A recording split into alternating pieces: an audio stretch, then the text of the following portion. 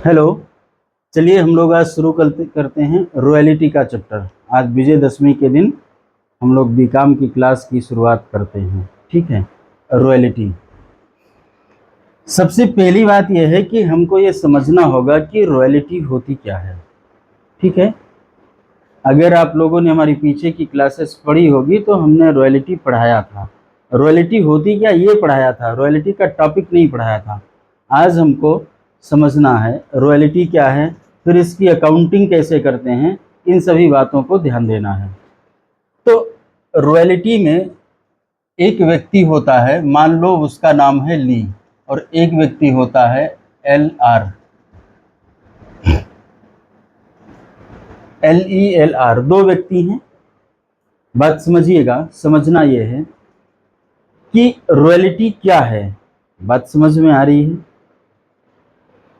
ली, LELR, ये दो व्यक्ति हैं। ये दो व्यक्ति हैं, ध्यान दीजिएगा। दिख रहा है ना, ये दो व्यक्ति हैं। हम सबसे पहले फाउंडेशन तैयार करते हैं कि कैसे हमको इस चैप्टर को समझना है। ये नहीं कि बस आए क्लास में और शुरू हो गए, एंट्री करना शुरू कर दिया, royalty account debit, short working account debit, और क्या किसको क्रेडिट कर दिया, लैंडलॉर्ड को। ऐसे ही तो करते हैं किताबों में। ठीक है, हम अभी उस पर बाद में चलते हैं। तो हमें सबसे पहले ये डिसाइड करना है कि रॉयल्टी क्या है। क्या है से मतलब मेरा जब भी होता है तो ध्यान दीजिएगा, मैं ये पूछता हूं asset, expense, loss, capital, liability, revenue and profit.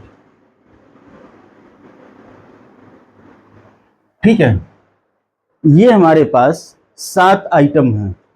Royalty इसमें से किधर जाएगा सबसे पहले तो हम ये डिसाइड करेंगे। लेकिन इससे भी पहले एक काम मुझे करना है, रॉयल्टी को समझना है कि व्हाट इज अ रॉयल्टी। तो रॉयल्टी, जैसे अभी अगर हम बात करें, अगर मान लीजिए कोई व्यक्ति किसी घर में किराए पर रहता है, वो जो किराया देता है उसको अंग्रेजी में क्या कहते हैं, रेंट कहते हैं। रॉयल्टी भी तो इंग्लिश शब्द ही है। अब अगर कोई भी व्यक्ति किसी के राइट यूज करने के बदले में कुछ देता है, दैट इज कॉल्ड रॉयल्टी। आपकी बुक में लिखा भी हुआ, ध्यान दीजिएगा। बात समझ में आ रही है। राइट यूज करना, जैसे मान लीजिए कि एक व्यक्ति बुक राइट करता, बुक लिखता है। अब उस जो बुक लिखता है तो पब्लिशर उसकी बुक को छापता है और बेचता है। राइटर को उस बुक के बदले सेल पर कुछ पैसे देता है कि जितनी प्रतियां बिकेंगी उतनी प्रत्येक बुक पर तुम्हें इतना पैसा देंगे। वो क्या कहलाती है, उस आथर की रॉयल्टी कहलाती है। बात समझ में आ रही है। उस आथर की रॉयल्टी कहलाती, क्यों? क्योंकि आथर का राइट है, उस बात पर राइट है, जो उसने कंटेंट लिखे हैं वो अगर मार्केट में बेचा जाएगा तो वो उसका अधिकार था कि हमने लिखा है तो मुझे भी कुछ पैसा मिलना चाहिए। इसलिए उसको जो दिया गया वो क्या कहलाएगा, रॉयल्टी कहलाएगा। और हम बात बताते हैं, सरकार जो है, भारत सरकार कोयला की खदानें लीज पर देती हैं लोगों को। बड़े बड़े कंट्रैक्टर आते हैं और कोल माइंस ले लेते हैं। ठीक है, कोल माइंस के बहुत सवाल आपकी बुक में मिलेंगे। कोल माइंस ले लेते हैं, इसके बाद में वो किसी और व्यक्ति को देते हैं। खुद भी निकाल सकते हैं, मैं ये नहीं कह रहा हूं कि खुद कोयला वहां से नहीं निकालते हैं। कोल माइंस का मतलब हुआ कोई एक जमीन है जहां पर कोयले मिलते हैं, तो सरकार ने उसको नीलाम कर दिया। नीलाम करने के बाद में जिस व्यक्ति को नीलामी मिली, ठीक है, वो व्यक्ति क्या करता है, और लोगों को क्या करता है, और लोगों को, छोटे छोटे लोगों को वो उस कोयले की खदान लीज पर देता है। बात समझ में आ रही है। मान लीजिए गवर्नमेंट से LR ने कुछ अपना एरिया किस रूप में लिया है, लीज पर लिया है, या वो कॉन्ट्रैक्ट पर, जैसे भी हुआ, वहां से कॉन्ट्रैक्ट होता, कुछ अपना पैसा जमा करके वो व्यक्ति ने ले लिया है। क्या वो जमीन खरीद ली है? He is owner.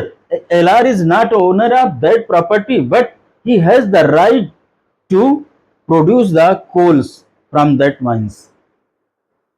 कौन राइट रखता है? LR। LR having the rights on that property. उसका अधिकार है कि 2 महीने, 2 साल, 5 साल, 8 साल, 10 साल, जो भी इस तरीके का है, वो एक राइट है उसका कि यहाँ पर उस कोयले की खदान का वो कोयला निकाल करके मार्केट में बेचेगा। बात समझ में आ रही है? हमें समझना है, रटना नहीं है, हमें समझना है इस बात को। तो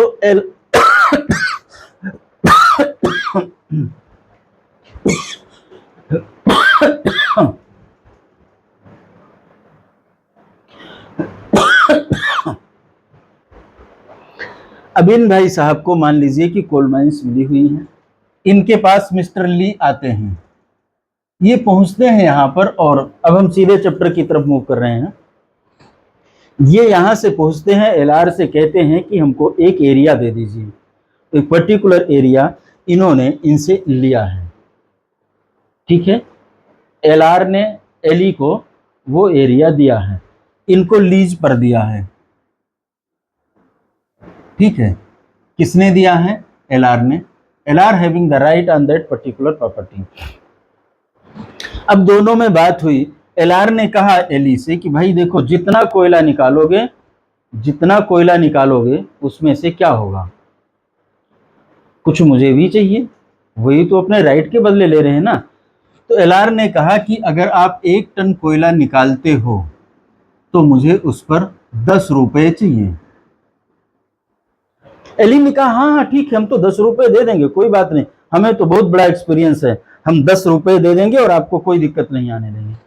एलआर ने पूछा वो सब बातें छोड़ो, पहले इधर आओ, ये बताओ कि हर साल कितना कोयला निकाल पाओगे तुम, अनुभव तो है तुम्हें बहुत। तो एली ने कहा अरे हम निकाल लेंगे 1 लाख 1.5 लाख टन कोयला।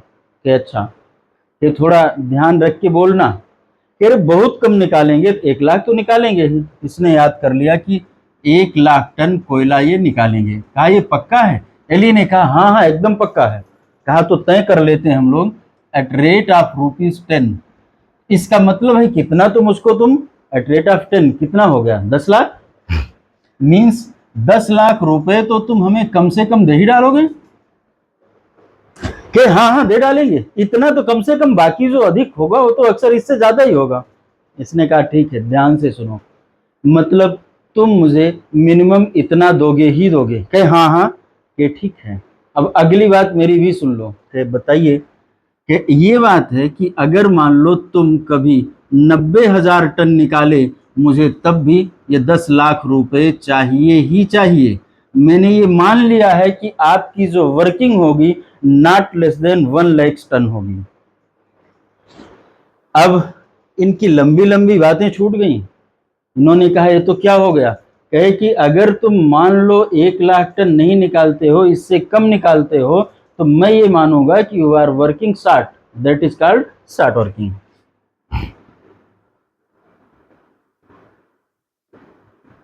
ठीक है, शार्ट वर्किंग हो जाएगी। तो मुझे ध्यान रखना, 90,000 इंटू 10 9 लाख नहीं चाहिए, मुझे उस साल में भी कम से कम 10 लाख चाहिए। तो जो मिनिमम चाहिए होता है that is called minimum rent. ठीक है, तो इसको क्या चाहिए, इसको रॉयल्टी चाहिए। लेकिन अगर एक जितनी बात हुई है, मतलब जो मिनिमम रेंट है, अगर उससे कम आता है तो मिनिमम रेंट का पेमेंट किया जाता है। और अगर हमारी royalty equal to short working होती है, sorry equal to minimum rent और up more than minimum rent होती है, दैट इज कॉल्ड रॉयल्टी। बात समझ आ रही ना? पेमेंट किसका होता है? अगर इन्होंने 1 लाख टन का प्रोडक्शन किया, अगर इन्होंने 1 लाख टन का प्रोडक्शन किया तो क्या देंगे? रॉयल्टी देंगे। अगर इन्होंने 1,20,000 टन का प्रोडक्शन किया तो क्या देंगे? रॉयल्टी देंगे, तब भी 12 लाख हुआ। लेकिन अगर भाई ने सिर्फ 90,000 टन का प्रोडक्शन किया है तो फिर ये क्या देगा? ये मिनिमम रेंट देगा, तो 9 लाख नहीं देगा। इसको क्या देना पड़ेगा? ध्यान से सुनिएगा, 10 लाख। 10 लाख क्यों? मिनिमम रेंट के चलते देना पड़ेगा, इसलिए वहां पर वो मिनिमम रेंट कहलाता है। ठीक है, वहां रॉयल्टी से बात नहीं बनती है। अगर इतनी बात समझ में आई है तो हम आगे बढ़ें। अब सवाल यह है कि रॉयल्टी क्या है इन 7 आइटम में से? इन 7 आइटम में से रॉयल्टी किस में जाएगी, ये ध्यान देने की बात है। तो अगर मैं एलई की साइड से सोचता हूं, इसके लिए क्या है, एक्सपेंस है। और अगर मैं एलआर की साइड से सोचता हूं, इसके लिए क्या है, इनकम है। बात समझ में आ रही ना, इनके लिए एक्सपेंस और इनके लिए इनकम। अब इनकम इनका कहां जाएगा, रेवेन्यू में, और इनका खर्च ये तो यहां है ही। बात समझ में आती है। तो एलई के लिए एक्सपेंस और एलआर के लिए इन रेवेन्यू, ये ध्यान रखना है। प्रॉफिट नहीं, रेवेन्यू। अभी तो इतना वो पा रहा है, इतना जो है मिल रहा, उसके और भी खर्चे होंगे ना, तो उसमें से माइनस करके तब प्रॉफिट निकाला जाता है। बात समझ में आ रही है। तो ज्यादातर क्वेश्चन में इनकी बुक बनाने का काम आता है, इनकी भी बनानी होती, लेकिन इनके आपके बुक में क्वेश्चन मिलेंगे, कम मिलेंगे। बात क्लियर हो रही है। तो अब हम लोग इस बात को समझ चुके हैं कि रॉयल्टी क्या होती है। रॉयल्टी क्या होती है, एक्सपेंस होती है और रेवेन्यू होती है। एक्सपेंस किसके लिए है, लेसी के लिए। अब ये लेसी कहलाता है और ये लेसर कहलाता है। जिसने दिया है वो लेसर है, जिसको मिला वो लेसी है। ठीक है।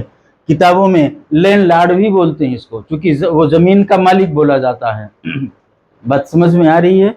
तो हम आगे बढ़ते हैं। ठीक है। अब इसी क्वेश्चन को हम लोग थोड़ा सा एक एनालिटिकल वो करेंगे, एनालिटिकल स्टडी करेंगे, जो कि आपकी बुक में बनाया गया है और पूछा जाता है। अब बच्चे पूछते हैं कितने कॉलम होते हैं, 8 होते हैं, 10 होते हैं, 5 होते हैं, 4 होते हैं। किसी बुक में कम कॉलम, एक ही बुक में किसी क्वेश्चन में कम कॉलम बने, किसी में ज़्यादा कॉलम बने हैं। बात समझ में आ रही है। तो हमने कहा ठीक है, कोई बात नहीं, अभी हम लोग इसकी स्टडी करते हैं। ये अभी जो बात हुई थी, इसने पहली साल में मान लीजिए 90,000 टन, कितना, 90,000 टन का प्रोडक्शन किया। नेक्स्ट ईयर में इसने 1,20,000 टन का प्रोडक्शन किया। उसके नेक्स्ट ईयर में इसने 1,00,000 टन का प्रोडक्शन किया है। अभी हम एक सिंपल सा स्टडी करेंगे, थोड़ा जो ट्विस्ट होता है बाद में डालेंगे इसमें, ठीक है ना। सिर्फ तो ये हमारा क्वेश्चन है, ठीक है। अब हम यहां पर लिखते हैं ईयर, ईयर तो लिखना ही पड़ेगा। ईयर मान लो हम लेते हैं 2020, 2021 और 2022। यहां भी लिख देते हैं 2020, 21 और 22। समझ में आ रहा है ना। कंडीशंस हम लोग बोल चुके हैं, कंडीशन क्या है। तो जब हम टेबल बनाना शुरू कर रहे हैं तो ईयर लिया हमने। अब बात कहां पर है, रॉयल्टी के लिए हमको कैलकुलेशन करनी है। मुझे नहीं याद है, मुझे टेबल नहीं पता है, और आपको भी टेबल के कॉलम याद नहीं होने चाहिए।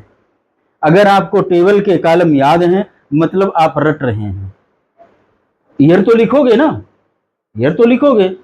फिर मुझे रॉयल्टी चाहिए, तो अगर रॉयल्टी चाहिए तो रॉयल्टी किस पर बेस्ड है, इस क्वेश्चन में रॉयल्टी हमारी किस चीज पर बेस्ड है, आउटपुट पर बेस्ड है।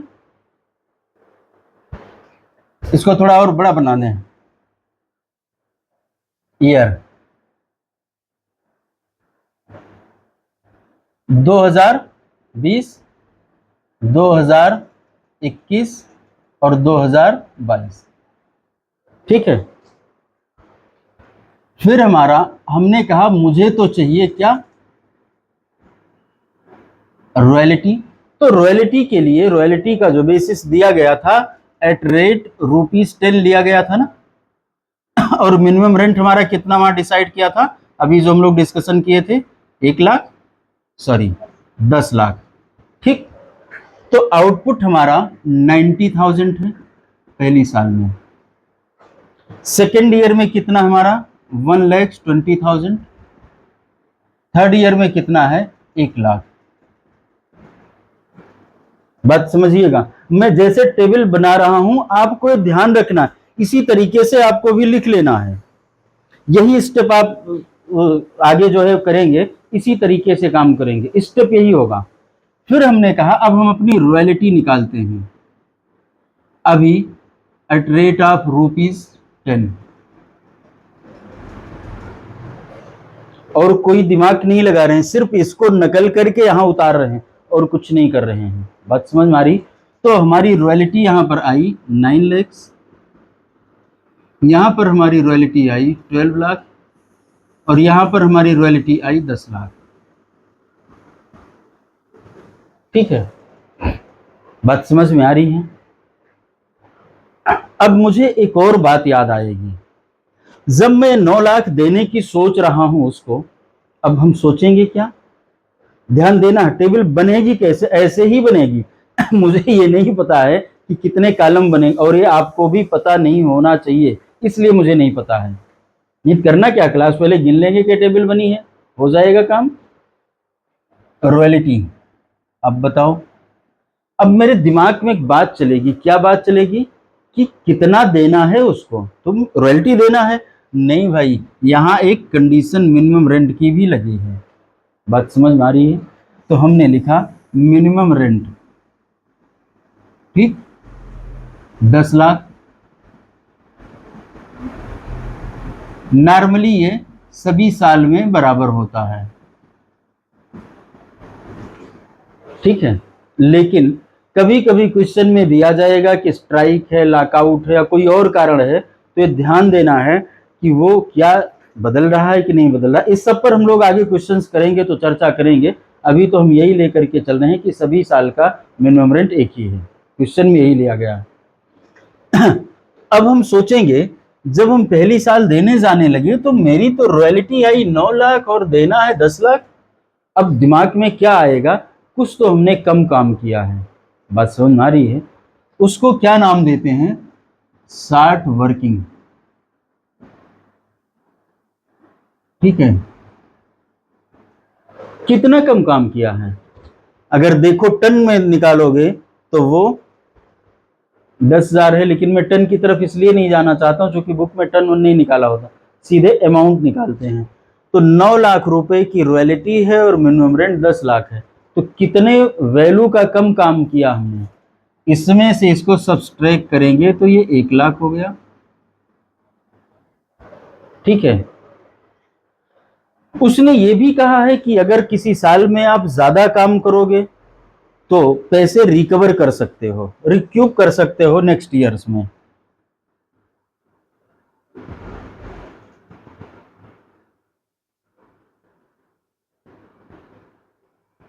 कब तक?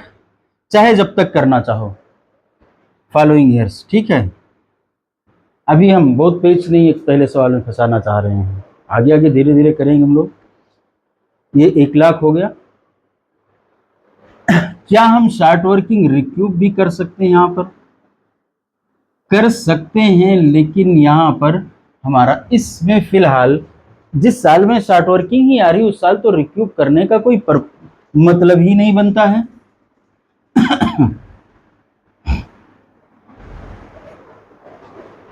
ठीक है, फिर क्या करें? अब लैंडलॉर्ड को पेमेंट कितना करेंगे इस पर ध्यान देना है।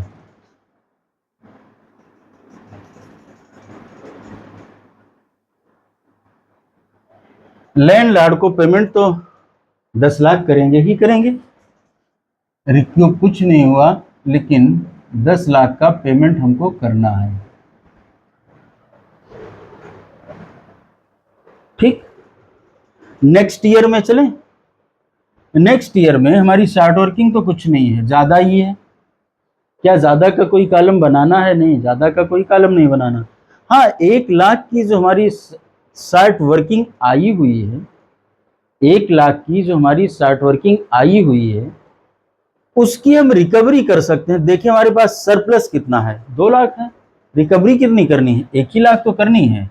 1 लाख हमने लैंडलॉर्ड के पैसे में से काट लिया, तो कितना इसको देंगे भाई बताओ? 11 लाख रुपए देंगे, बस इतना ही तो देंगे ना। नेक्स्ट ईयर में 1 ही लाख है, शॉर्ट वर्किंग नहीं है, रिक्रूटमेंट नहीं है, लैंडलॉर्ड को कितना भुगतान है? 10 लाख दे देंगे। इतने में कोई बात समझ में ना आती है पूछिए। क्या हमने टेबल में आपको याद कराया कि कौन कौन सी टेबल बनेगी? ये तो नहीं याद कराया ना, ठीक। इतने में कोई डाउट है तो पूछ लो, अगर नहीं है तो हम इसी क्वेश्चन में थोड़ा सा चेंज करेंगे। अच्छा इसमें नहीं, हम आगे कर लेंगे, अभी इसमें रहने देते हैं। तो ये जो हमारा टॉपिक है ये पूरा होता है। एक नॉर्मल क्वेश्चन हमने कर लिया, और इसकी एंट्री हम लोग बाद में कर लेंगे या अभी कर लें? अभी कर लेते हैं, ठीक है, अभी कर लेते हैं। जर्नल एंट्री तो आप लोगों को आती ही आती होगी।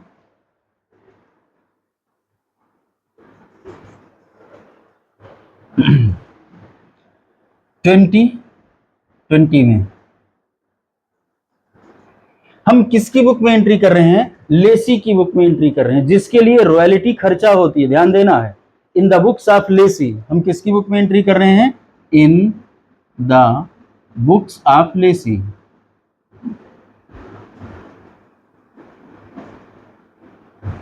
इसके लिए रॉयल्टी क्या है? रॉयल्टी एक्सपेंस है, क्या करेंगे? डेबिट करेंगे। तो रॉयल्टी अकाउंट को डेबिट कर देंगे।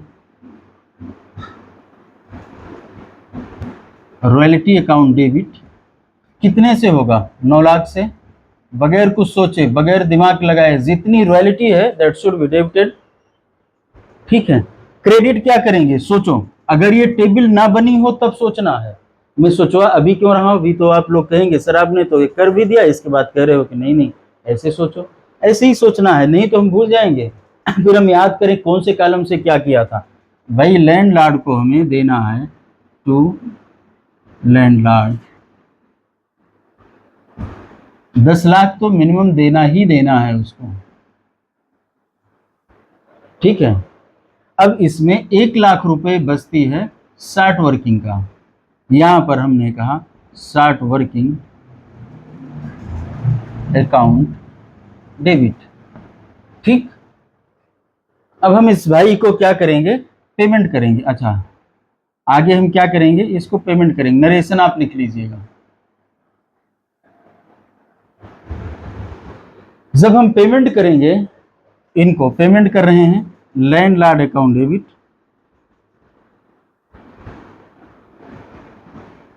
कितने से? 10 लाख से। टू क्या करेंगे? बैंक अकाउंट 10 लाख से, ठीक। और फिर ईयर एंड अगर चल रहा है तो ये पूरे साल की एक ही साथ एंट्री हो रही, तो तुरंत ही ईयर एंड आ गया। अब हम क्या करेंगे? रॉयल्टी को पीएल में ट्रांसफर कर देंगे। तो ये डेबिट है तो इसे क्रेडिट करेंगे टू रॉयल्टी। जो आपने 11th में क्लोजिंग ऑफ द बुक्स पढ़ा था, ये वो वाली एंट्री है 9 लाख। और डेबिट क्या करेंगे? Profit and loss account debit. Ultimately ये रॉयल्टी हमारी कहां पर ट्रांसफर हो गई है? ये हमारी रॉयल्टी ट्रांसफर हो गई है प्रॉफिट एंड लॉस अकाउंट में, ठीक है। कितना? 9 लाख रुपए। आगे बढ़ते हैं, एक और 1 साल की और एंट्री कर लेते हैं।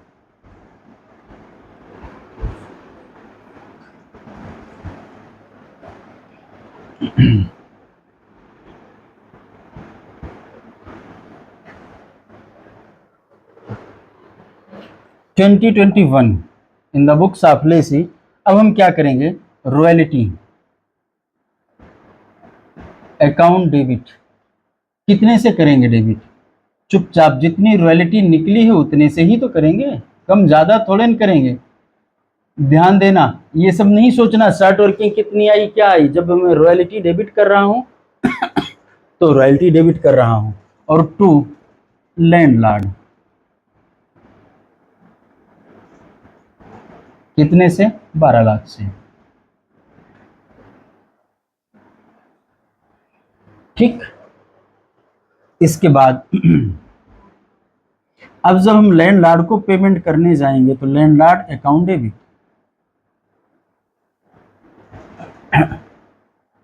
12 लाख, हाँ, टू बैंक दिया कितना है इसको? 11 लाख। और टू 60 वर्किंग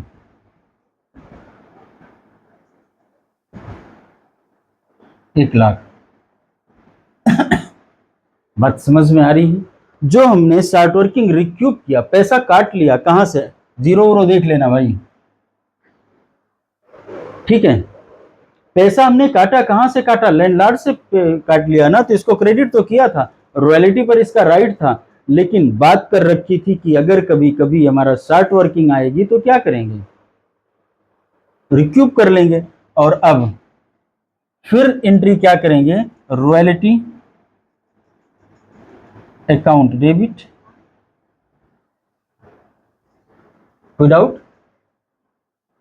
अच्छा उल्टा कर दिया, डेबिट तो किया ही है, क्लोज करेंगे ना, टू रॉयल्टी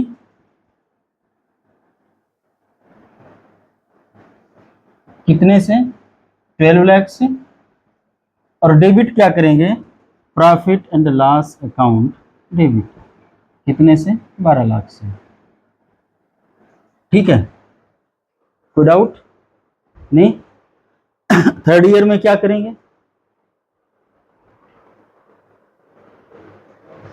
थर्ड ईयर में सीधी सीधी एंट्री करेंगे, कुछ कोई शार्ट वर्किंग नहीं, कुछ नहीं, हम क्या लिखेंगे, royalty account debit to landlord, landlord debit to bank, और फिर पीएल टू रॉयल्टी, खत्म। तो ये एक बहुत ही सिंपल सा क्वेश्चन हम लोगों ने शुरुआत में लिया है, आप इतना देखिए और फिर हम मिलते हैं अगली क्लास में। धन्यवाद।